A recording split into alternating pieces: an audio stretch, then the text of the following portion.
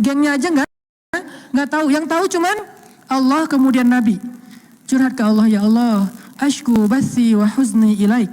Aku adukan kekecewaanku dan kesedihanku hanya kepada Engkau.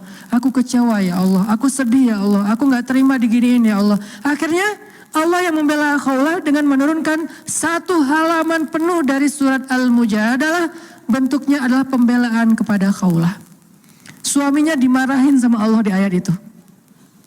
Disuruh bertaubat oleh Allah di ayat itu. Dikasih beberapa hukuman syariat. Dia harus berpuasa atau memberikan makan kepada fakir miskin dan seterusnya dan seterusnya. Sebagai hukuman terhadap kata-katanya yang mutusin istrinya dengan bahasa kita jadi anak dan ibu aja. Ini artinya apa?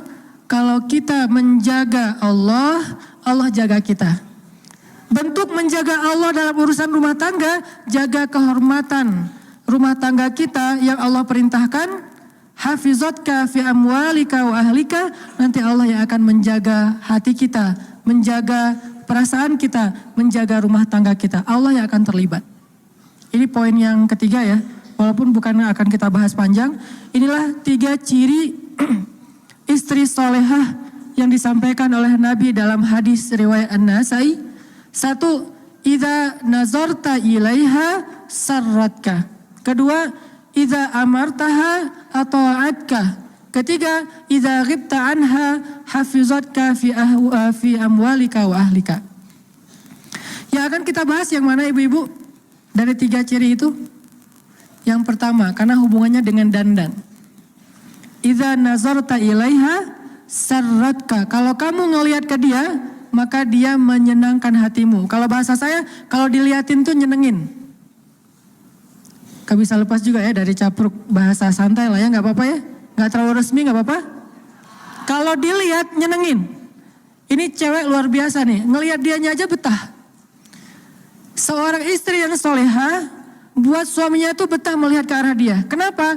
Itulah salah satu cara agama menjaga pandangan laki-laki adalah dengan menyuruhnya menikah. Dan salah satu syarat menikahi seorang perempuan itu kata Nabi apa? Tunkahul mar'ah li arba'ah.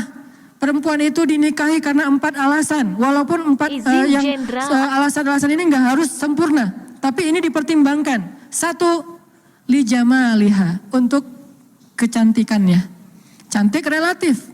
Ada orang yang senang dengan yang model matanya kecil, ada yang model matanya lebar, ada yang pengen rambutnya keriting, ada yang pengen rambutnya lurus, ada yang pengen misalnya kulitnya putih bersih, ada yang pengennya agak lebih kayak etnik gitu misalnya.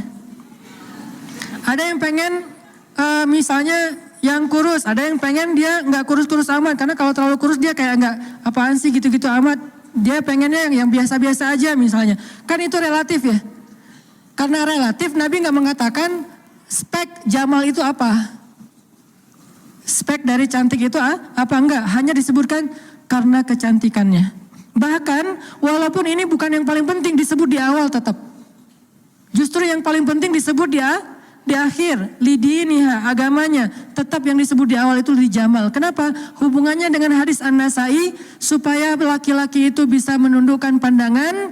Dia gak perlu ngelihat cewek lain di mall, gak perlu ngelihat cewek lain di Instagram, gak perlu ngelihat cewek lain di YouTube atau di TV, karena melihat istrinya aja udah nyenengin.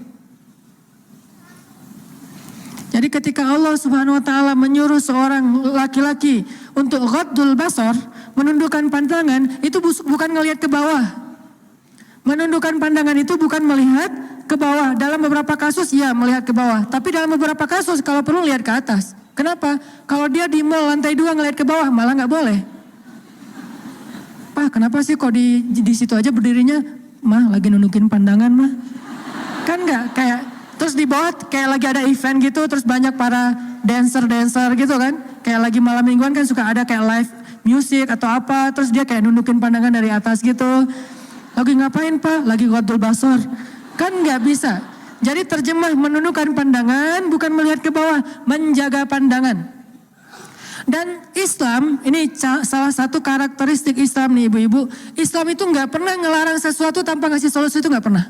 Nggak pernah. Kalau kita paham Islam yang luas. Contoh, Ustadz, riba diharamkan. Terus kita ngapain dong Ustadz? riba itu dilarang tapi juga diboleh.